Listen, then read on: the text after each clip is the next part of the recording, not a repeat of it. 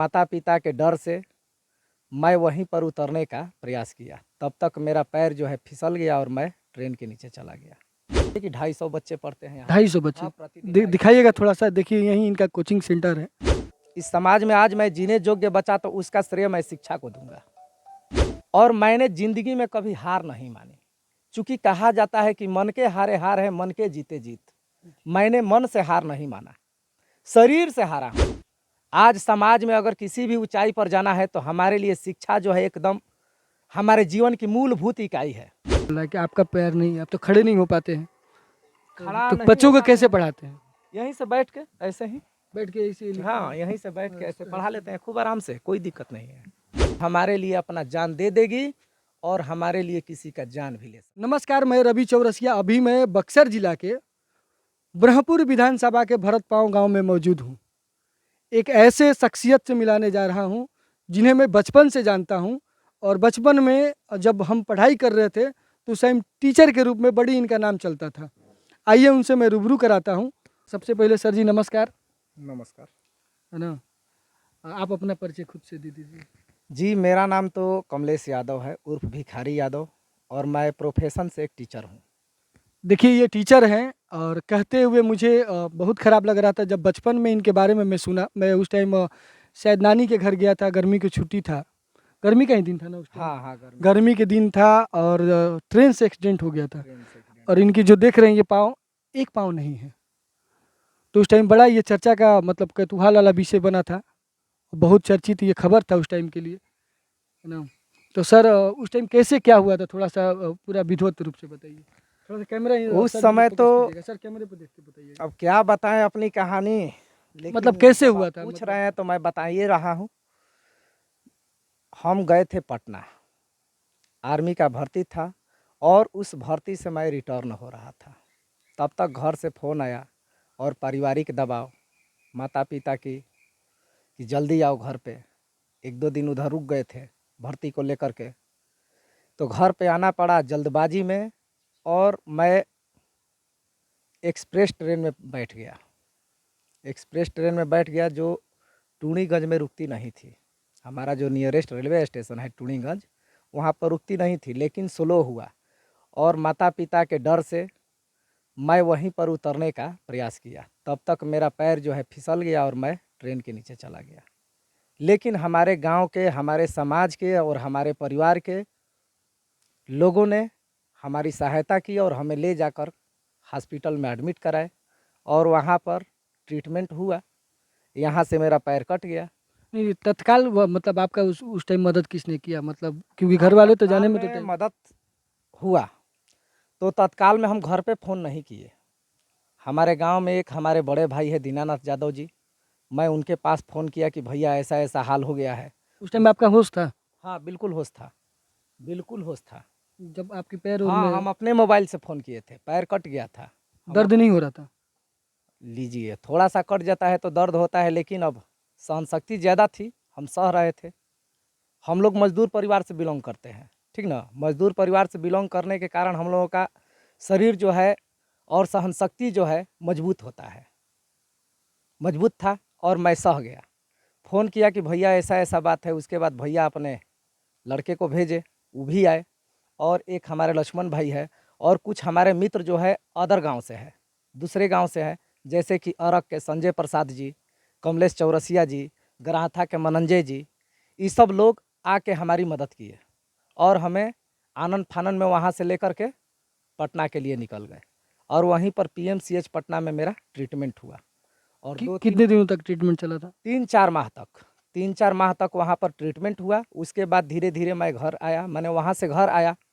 अब धीरे धीरे चलने की कोशिश करने लगा, लेकिन मेरा पैर तो कट गया था। इस पैर में भी सर्जरी हुआ था। अच्छा, ये दूसरे पैर में हाँ, भी? दूसरे पैर थोड़ा में सा इधर फोकस कीजिएगा। देखिए एक पैर तो नीचे यहाँ पर जो इतना कटा सूखा हुआ लगा है, इसमें उंगली में हम जो दिखा नहीं सकते क्योंकि यूट्यूब का भी नियम है कि ये सब नहीं दिखाया जा सकता है, लेकिन ये, और ये सी बैसाखी, थोड़ा सा बैसाखी पे दिखाएगा, ये सहारे इसी के इनकी। माध्यम से मैं चलता हूँ। यही हमारा सहारा है, और हमारे परिवार, हमारे सर बच्चे। आपके पिताजी क्या करते थे? हमारे पिताजी तो किसान थे, वो भी छोटे मोटे किसान थे। एक आध बीघा खेत लेकर के, मालगुजारी पर, घर का ज़मीन है नहीं तो मालगुजारी पर खेत लेकर के करते थे। उसी प्रकार से कष्टमय जीवन था। किसी प्रकार से भरण पोषण हो रहा था। और मैं जब ठीक था, दुर्घटना नहीं हुआ था, उससे भी पहले मैं बच्चों को शिक्षा देता था। छोटे छोटे बच्चों को 5, 6, 7 क्लास तक के बच्चों को मैं पढ़ाता था। RCS पब्लिक स्कूल में भी पढ़ाने जाता था। और जब अस्थायी रूप से मैं इस अवस्था में आ गया तो अब मैंने सोचा कि अब क्या करें। ज़िंदगी तहस नहस था, फिर भी मैंने, कहा जाता है कि मन के हारे हार है, मन के जीते जीत। मैंने मन से नहीं हारा। उस स्थिति में गांव जो है हमारा, समाज जो है हमारा, हमारे साथ खड़ा था और हमको पुनः खड़ा करने में सहयोग दिया, सहायता दिया। और मैं यहाँ पर फिर से, लोगों ने कहा कि आप बच्चों को पढ़ाते थे, फिर से पढ़ाइए। मैंने पढ़ाना शुरू कर दिया और धीरे धीरे धीरे धीरे बच्चे ज़्यादा संख्या में होने लगे। और अब आज अब मैं अभी सर कितने बच्चे हैं? अभी मान के चलिए कि 250 बच्चे पढ़ते हैं यहाँ पर। 250 बच्चे। हाँ, प्रतिदिन 250 दिखाइएगा थोड़ा सा, देखिए यहीं इनका कोचिंग सेंटर है। ज़्यादा हाई फाई नहीं है, ये झोपड़ी ही है, लेकिन झोपड़ी में 250 बच्चे। और कितने बच्चे तो आपके पढ़ाई हुए नौकरी पकड़ लिए? हाँ हाँ, वो तो पकड़ लिए। क्योंकि इनका नाम का चर्चा जहाँ भी अगर शिक्षक के रूप में बहुत ही लोग आदर के साथ लेते हैं कि मैं उन्हीं के पढ़ाया हुआ छात्र हूँ। छात्र तो भले आगे बढ़ गए, लेकिन आपका किसी छात्र ने मदद किया कि नहीं? छात्र ने मदद तो नहीं किया, मैंने मदद मांगा ही नहीं। आज तक किसी से मदद मांगा ही नहीं। लेकिन ऐसे कुछ छात्र हैं जो बोलते हैं कि सर, जब भी आपको कुछ ज़रूरत होगा आप निसंकोच बोलिएगा। लेकिन ईश्वर की कृपा से सब कुछ सामान्य चल रहा है। मैं छोटी मुँह बड़ी बात सर, आप समाज के लिए एक आईना है। कई लोगों को देखता हूँ कि पैर और नहीं होते तो रोड पर, ट्रेनों में, लेकिन आपने वो समाज के एक मैसेज दे रहे हैं कि पैर ना रहते हुए भी समाज में कैसे ज़िंदगी संघर्ष करके जिया जा सकता है। आज मुझको समाज में जीने योग्य अगर मैं बचा, इस समाज में आज मैं जीने योग्य बचा, तो उसका श्रेय मैं शिक्षा को दूंगा। आज शिक्षा ना होता तो मैं किसी का मजदूरी करने के भी योग्य नहीं हूँ, ठीक ना। और हमारी ज़िंदगी क्या, हमारे बाल बच्चों की ज़िंदगी भी तहस नहस हो जाती। और इतना ही नहीं, मैं ये भी कहूँगा कि no anybody to anyone, यानी कोई किसी का नहीं है। अच्छा, आपके कुल पारिवारिक मतलब कि शादी हो गई थी उस टाइम में एक्सीडेंट? हाँ, मेरी शादी हो गई थी और 2 बच्चियाँ भी थी। अभी कुल कितने बच्चे? अभी तो मेरे 5 बच्चे हैं, जिसमें 3 लड़कियाँ हैं और 2 लड़के हैं। सबसे बड़ी वाली क्या करती है? सबसे बड़ी वाली अभी जो है क्लास 10th में पढ़ रही है, और उससे भी छोटी वाली वो भी क्लास 10th में पढ़ रही है। जुड़वा है दोनों? ना, जुड़वा नहीं है, 1 वर्ष का डिफरेंट है दोनों एक ही के क्लास जन्म में? में। हाँ, दोनों अभी एक ही क्लास में पढ़ रही है। और उसके बाद छोटी वाली? छोटी वाली जो है वो 6 क्लास में पढ़ रही है। दोनों बच्चे? बच्चा जो है, एक ठो बच्चा जो है वो 4 क्लास में पढ़ रहा है, और एक बच्चा अभी UKG में पढ़ रहा है। ये देखिए हमारा ये 360 न्यूज है। हमारा दिखाने का मकसद ये है कि आज भी समाज में उदाहरण के रूप में ऐसे ऐसे लोग मौजूद हैं जो ज़िंदगी जीने के लिए, ज़िंदगी कैसे जिया जाए, अगर आप थोड़ा सा भी घबराए कभी तो आकर कम से कम एक बार मिल लीजिए कि संघर्ष की ज़िंदगी कैसे होती है। हम कई लोगों को देखे हैं सर कि बहुत अच्छा शरीर है, बहुत अच्छा उनका पर्सनैलिटी है, सब कुछ है, लेकिन फिर भी वो चिंतित रहते हैं कि मुझे भगवान ने ये नहीं दिया, वो नहीं दिया। मेरा मकसद है ये न्यूज़ दिखाने का कि आप आइए और देखिए ये ज़िंदगी कैसे जी रहे हैं। जब भी आपसे मिलता हूँ सर, कई बार मैं तो बतौर कमेंटेटर भी आपको देखा हूँ, हाँ, आपके चेहरे की मुस्कुराहट बहुत कुछ बयां करती है। इसके पीछे का दर्द दिखाने का मेरा मकसद नहीं है, मेरा है कि समाज को एक कम से कम एक मैसेज दिया जाए। अब तो देखिए, दर्द की बात कर रहे हैं आप, तो कुछ ऐसे दर्द होते हैं जिसे शब्द से बयान नहीं किया जा सकता। शब्द उसके लिए कम पड़ जाएंगे। और मैं एक डिसेबल्ड व्यक्ति हूँ, और ऐसे व्यक्ति समाज में कितना दर्द से, कितना तकलीफ से जीते हैं, ये आप समझ सकते हैं, और समाज भी हमारा समझ सकता है, ठीक ना। क्योंकि मैं ही एक ऐसा व्यक्ति नहीं हूँ, बहुत से ऐसे लोग हैं, लाखों असंख्य लोग हैं, ठीक ना। और मैंने ज़िंदगी में कभी हार नहीं मानी, चूँकि कहा जाता है कि मन के हारे हार है, मन के जीते जीत। मैंने मन से हार नहीं माना, शरीर से हारा हूँ, मन से नहीं। नहीं सर, आप हमारी शरीर से भी इच्छा नहीं आ शक्ति रहे जो हैं। है ना, आपके वो लिए बहुत मजबूत है। आपका इच्छा शक्ति ही नहीं बल्कि आपका हर चीज़ मजबूत है। शरीर आप से भी आ रहे हैं, लेकिन शरीर से भी संघर्ष करते हैं, हारते नहीं हैं। बिल्कुल बिल्कुल सर। ठीक ना? एक चीज़ मैं पूछना चाहता हूँ कि सरकारी मदद आपको कभी मिला कि हाँ, नहीं? सरकारी मदद मिलती है, इतना मिलती है ना जिससे हमारे परिवार का भरण पोषण हो जाता है। सरकारी मदद, सरकारी मदद, सरकार का है। हम्म? सरकार अपने चक्कर में पड़ी हुई है। नहीं, माननीय विधायक जी तो हाँ, विधायक जी कभी सबसे आपसे ज़्यादा- मिलने आए हैं कि नहीं? हाँ, मिलने आए थे एक बार, एकदम आए थे। उसमें उनका स्वार्थ था, हमसे अपना मत लेने के लिए आए थे। मेरा मत लेने के लिए वो हमसे मिलने आए थे। वो भी मिले कितना देर, तो केवल 2 मिनट मिले। तो 2 मिनट के दरमियान क्या बात हुई थी? 2 मिनट के दरमियान बात हुई थी कि वो बोले आके कि आप हमें वोट दीजिएगा। मैंने उनसे प्रश्न किया कि हम आपको वोट क्यों देंगे? मैं आपको वोट क्यों दूंगा? आप कुछ कारण बताइए। तो नहीं नहीं, आप वोट दीजिएगा हमको। तो मैंने फिर यही बात डाला कि मैं आपको वोट क्यों दूं? कुछ कारण दीजिए, कि कुछ तो रास्ता दिखाइए कि मैं आपको वोट देने के योग्य हूँ। नहीं, सरकार की योजनाएं है जैसे कई, मतलब आप भी हाँ तो उसी श्रेणी में आ जाएंगे, विकलांग जो हाँ, श्रेणी है। विकलांग पेंशन मिलता है, वो भी उतना मिलता है कि एक बच्चे का पाकिट खर्चा जितना होता है। 400 रुपया मिलता है। सिर्फ 400 रुपये। हाँ, एक आप इससे अंदाजा लगा लीजिए, एक अगर हम बैटरी वाली, चावल भी खरीदने जाएंगे ना। सुनिए ना सर, एक बैटरी वाली गाड़ी जो मिल रही है आपको मिला है कि नहीं? हाँ, मिला है, वो भी डीएम साहब के बदौलत। एक बार हमारे गांव में डीएम महोदय आए थे, और मैं भी वहां पर गया था। तो वो आकर हमसे मिले और बोले कि आप डिसेबल्ड है? तो बोले कि हाँ सर, मैं तो डिसेबल्ड हूँ, देखिए रहे हैं। तो आपका कितना परसेंटेज है डिसेबिलिटी? तो मैंने बताया 70% है। तो बोले कि आपको स्वचालित ट्राई साइकिल मिला है कि नहीं? कहने कि सर तो हमको नहीं मिला है। तो बोले कि ठीक है। वो हमारा नंबर लिए और हमसे 2 दिन के बाद कांटेक्ट किए, और जो भी बायोडाटा था हमसे लिए, और बोले कि ये एक तो फॉर्म था, उसको आप जाके किसी भी साइबर कैफ़े से ऑनलाइन कर दीजिए, आपका काम हो जाएगा। मैंने वो काम किया, 2-4 माह के बाद ये साइकिल साइकिल मिला। मिल गई। लेकिन मिला तो है, लेकिन इसको ले जाने के लिए रास्ता नहीं है। इतना संकीर्ण मार्ग है कि अब हाँ, वो तो मैं आया, पैदल भी आने में बड़ी क्या तकलीफ, बताएं, बहुत पतली देखिए गली रहे है, हैं। बहुत पतली सी गली है इनके आने में। और पीछे में भी देखते, थोड़ा सा उधर कैमरा कीजिएगा।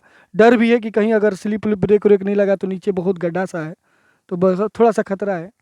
ये साइकिल अब यही वाला है ना सर? हाँ साइकिल हाँ, यही वाला जस्ट नई की नई पड़ी है, क्योंकि चलती ही नहीं है। चलती ही नहीं है। अच्छा, वर्तमान सरकार से, जो अभी सरकार चल रही है, आप क्या कहना चाहेंगे? आपके श्रेणी में बहुत सारे लोग हैं, उनके लिए, उनके हक के मांग के लिए आपको अगर कुछ मांगना हो तो क्या क्या मांगे रखना चाहते हैं? हाँ, वर्तमान सरकार से मांग क्या रखना है? वर्तमान सरकार जो है फ्री में राशन दे रही है, लेकिन ये सीमित नहीं है। फ्री में राशन दे रही है, लेकिन शिक्षा का स्तर जो है हमारे समाज में, वो एकदम जर्जर हालत में है। विशेष करके बिहार में, अब बिहार के ग्रामीण इलाकों में शिक्षा की हालत जर्जर है। और भीमराव अंबेडकर भी कहे थे कि शिक्षा वो शेरनी का दूध है, जो पिएगा वहीं दहाड़ेगा। आज समाज में अगर किसी भी ऊंचाई पर जाना है, तो हमारे लिए शिक्षा जो है एकदम हमारे जीवन की मूलभूत इकाई है। पहले तो कहा जाता था कि रोटी, कपड़ा और मकान, 3 ही चीज़ था, लेकिन आज रोटी, कपड़ा और मकान के साथ शिक्षा और स्वास्थ्य भी जोड़ा गया है। ठीक ना? तो हमारे समाज में सरकार को विशेष तौर पर शिक्षा पर ध्यान देना चाहिए। सरकारी हॉस्पिटल है, लेकिन वहाँ पर सही सुविधा नहीं है, उस सही सुविधा मुहैया कराया जाना चाहिए। इतना ही नहीं, कुछ ऐसे भी गांव हैं जहां पर आज भी बिजली की व्यवस्था सही नहीं है, सड़क की व्यवस्था सही नहीं है, और ये सब जो है सरकार के दृष्टिकोण से किया जाता है। ठीक ना? ये प्राइवेट सेक्टर के माध्यम से नहीं किया जाता है, आम जनता के माध्यम से नहीं किया जाता है, ये सरकार की देखरेख में होता है।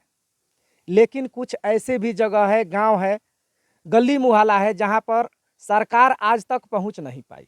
केवल अपना मत लेती है, वोट लेती है, सत्ता में आ जाती है, बहुत तरह की प्रलोभन देती है, लेकिन करती कुछ नहीं। वही कहावत वाली बात है भैया, कि हाथी का दांत दिखाने वाला अलग होता है और खाने वाला अलग होता है।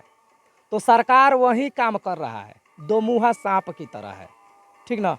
आएगा, कहेगा कुछ, बहुत कुछ लालच देगा, ये करेंगे वो करेंगे। सर एक और क्वेश्चन मेरे मन में चल रहा है कि आपका पैर नहीं है, आप तो खड़े नहीं हो पाते हैं, खड़ा तो नहीं बच्चों हो को पाते कैसे हैं, पढ़ाते हैं? यहीं से बैठ के ऐसे ही। बैठ के इसी हाँ, यहीं से बैठ के ऐसे पढ़ा लेते हैं खूब आराम से, कोई दिक्कत नहीं है। थोड़ा सा इधर दिखाइएगा, यही बोर्ड है जहाँ से यह बैठने का जगह है, जहाँ पर एक बैच में हमको लग रहा है 20-30 बच्चे तो पढ़ते ही होंगे। हाँ, लगभग 20-30 इतना बच्चे पढ़ते पढ़ हैं। लेते हैं, 20-30, ये 40। बोर्ड है, ये लाइट वाइट है, अपना जो भी व्यवस्था है। अच्छा, एक पर्सनली बात है हाँ, बोलिए। कि आपका जब एक्सीडेंट हुआ तो उस टाइम पत्नी थी, हाँ, तो ठीक। पत्नी का बाद में मतलब थोड़ा सा बिहेवियर में चेंज तो नहीं हुआ ना? ये पर्सनली है, मेरा मन का जो क्वेश्चन है, नहीं पूछना नहीं। चाहिए फिर भी मैं पूछ रहा हूँ। एक बात जान लीजिए, मैंने बहुत ही अच्छे कर्म किए थे। जो इतनी थोड़ा सा सुशील, कैमरे की तरफ देखिएगा, ये तो क्योंकि मैं जीवन बात में नहीं है, नहीं, लेकिन देखिए अच्छी अब बात नहीं है सर। आप बोल मैं रहे हैं तो आपको इसलिए बता देता हूँ। इसलिए मैसेज देना चाहता कुछ हूँ कि ऐसा बात होता है जो दूसरों से शेयर नहीं नहीं नहीं, की कुछ जाती है। कुछ ऐसे मैं मैसेज देने का कर रहा हूँ कि आज हाँ, आज पति बेरोजगार है तो कई पत्नियां छोड़ के चली जा रही है। देखिए। आपके साथ इतनी बड़ी घटना के बाद आपके पत्नी का बिहेवियर क्या था आपके साथ, वो मैं जानना चाहता हूँ। जो पहले था आज भी वही है। मतलब अटूट एकदम प्रेम। सुशील, सौम्य, अटूट प्रेम है। आज हम समाज में कह सकते हैं कि आपने पतिव्रता नारी का नाम सुना होगा, वही पतिव्रता है। वो हमारे लिए अपना जान दे देगी और हमारे लिए किसी का जान भी ले सकती है। अब इतना ही मैं आपको इतना बता मतलब सकता प्रेम हूँ। है। हाँ, ये लव मैरिज था क्या अरेंज मैरिज? अरेंज मैरिज था, अरेंज मैरिज। क्योंकि देखिए, जो हमारा संस्कार है, जो हमारी सभ्यता है, उसी के तहत हम लोग काम किए हैं। कौन से साल में हमारे शादी हुई थी? पिताजी 2003 में शादी हुई, 2004 में शादी हुई। अच्छा, 2004 में हो गई थी। उस टाइम आप क्या कर रहे थे? उस टाइम में मैं पढ़ रहा था। पढ़ाई के दौरान ही हाँ, शादी हो गई। आप मैट्रिक कितने पास भाई किए, हैं? मैट्रिक पास किए, उसी दौरान मेरी शादी हो गई। आप सर कितने भाई हैं? 2 भाई हैं। तो एक आप और एक, मेरा छोटा भाई, अच्छा वो क्या करते हैं? वो अदर कंट्रीज में रहते हैं, दुबई में है। अच्छा, दुबई में। तो अभी आप लोग एक में हैं? ना, एक में तो हम लोग नहीं है। अच्छा, वो अलग हो गए। अच्छा, ये बताइए, मैं इस स्थिति में हूँ, कोई ऐसा स्थिति आपको लग रहा है आज के समाज को देखते हुए? जिस समाज में स्वार्थ है, जिस समाज में वैमनस्य है, क्योंकि वहाँ सर इसी समाज भाईचारा होगा? नहीं सर, इसी समाज में तो आप जैसे भी लोग हैं ना, तभी हाँ, तो हम समाज हैं तो चल रहा वो है। अपवाद मानिए, नहीं वो सर, अपवाद अपवाद नहीं, मानिए। आप ही जैसे कुछ लोग हैं जो ये अभी भी प्राकृतिक आज प्रेम का चल रहा है। समाज जो है, देखिए रवि बाबू, आज का समाज जो है लोभ मोह काम क्रोध ईर्ष्या और घृणा से घिर गया है। आज समाज में प्रेम नहीं है। पहले के समाज में और आज के समाज में बहुत डिफरेंट है। आज का समाज अगर आपके पास आएगा तो स्वार्थ देख कर आएगा। आपसे स्वार्थ है कि नहीं? कुछ ऐसे 10% लोग अपवाद है जिसके हृदय में मानवता है, दया है, प्रेम है, सही भाव भावना है। देखिए, कहीं न कहीं ये समाज के लिए, हमारे लिए एक आईना के रूप में ये कार्य कर रहे हैं। मैं वीडियो बनाने का मकसद ये नहीं कि व्यूज़ पाना, वीडियो बनाने का मकसद था कि हम अपनी ज़िंदगी से तंगहाली में आकर कई तरह के मन में भावनाएँ पाल लेते हैं। कभी-कभी मन में तरह-तरह के ख़्याल आते हैं, लेकिन जब भी आपका बुरा ख़्याल आए, तो कम से कम ये वीडियो देखकर, ये सर जी के पास आकर 10 मिनट बैठिए और ज़िंदगी का आप तरीका जीने के सीख लीजिए कि इतने संघर्ष के बावजूद ये मुस्कुराते रहते हैं। मेरा यही था कि सर, आपके जो दर्द को मैं अपने मतलब यूट्यूब चैनल के माध्यम से ही सही, लोगों को संघर्ष की आपकी ज़िंदगी दिखाऊं। अगर मेरे वीडियो देखकर किसी को लगे कि नहीं, मेरी ज़िंदगी आपसे बेहतर है, मैं भी जी सकता हूं, जब कमलेश सर मुस्कुरा के जी सकते हैं तो मैं क्यों नहीं जी सकता। बिल्कुल, अगर बिल्कुल। उनको थोड़ा भी लगे कि नहीं मैं भटक रहा हूं, तो आपसे ज़रूर और उसका मिलने जीवंत उदाहरण मैं स्वयं हूँ। स्वयं है सर। या आप समाज के लिए अब क्या बोल सकते हैं, हम तो भगवान नहीं देखे हैं, लेकिन मैं आपको भगवान कह सकता हूँ, क्योंकि आपका संघर्ष की कहानियाँ पूरे गांव में, पूरे क्षेत्र में है। आपके बात। पढ़ाए हुए बच्चे मुझे मिलते हैं। एक अरक की बच्ची थी, फ़ोन पर रोने लगी आपके बारे में बताकर। मैं वो कहानी ऑफ माइक बताऊंगा। जैसे आपका चाचा का नाम मैंने लिया तो वो रोने लगी थी। वो ऐसे बोली थी कि मेरे पिताजी जब गुजरे तो उतना दर्द नहीं था जितना सर जी के बारे में, क्योंकि आपके पढ़ाए हुए बच्चे, आपके मतलब भावनात्मक जुड़ाव आपके साथ है। सही बात है। ये गुरु और शिष्य का संबंध भी होता है। संबंध यही होता है गुरु और शिष्य का, जो एक पिता और पुत्र का होता है, जो एक माता और पुत्री का होता है, वही संबंध गुरु और शिष्य का होता है। मैं नंबर नहीं बताऊंगा इनके बच्चे कितने टॉप किए हैं, क्योंकि कितने बच्चे हैं जिनको मैं 90% 80% के ऊपर वालों को मैं जानता हूँ। ज़्यादा अब मैं नहीं कहना चाहता हूँ। जय हिंद, जय भारत, फिर मिलते हैं।